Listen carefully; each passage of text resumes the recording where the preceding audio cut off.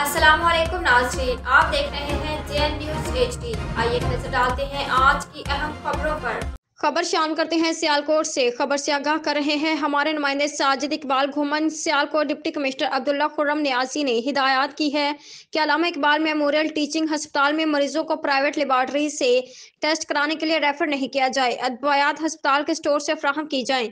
हस्पताल के लिए CT स्कैन और MRI मशीनों के लिए हुकूमत पंजाब से दरख्वास्त की जाएगी।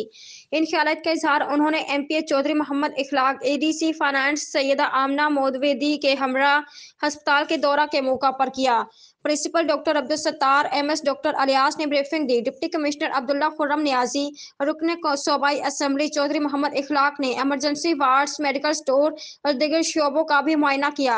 मरीजों और उनके लवाहिकीन से सहूलियात के बारे में दरियाफ्त किया और उसी दौरान मुतअद्दिद मरीजों और उनके लवाहिकीन ने बताया कि उन्होंने प्राइवेट लेबॉर्ट्री से एक्सरे, CT स्कैन समेत दीगर टेस्ट करवाए और बाहर से अद्वियात खरीदी हैं, जिस पर डिप्टी कमिश्नर और MPH चौधरी मोहम्मद इखलाक ने सख्त बरहमी का इजहार किया और हिदायत की कि किसी भी सूरत में मरीजों को टेस्टों के लिए प्राइवेट लैब या मेडिकल स्टोर से अद्वियात खरीदारी के लिए नहीं भेजा जाएगा। कम्युनिटी बोर्ड की भी उन्हें तबी मशीनों से इस्तेफादा किया जाएगा जो हस्पताल में महकमा सेहत की तरफ से दस्तयाब नहीं हैं।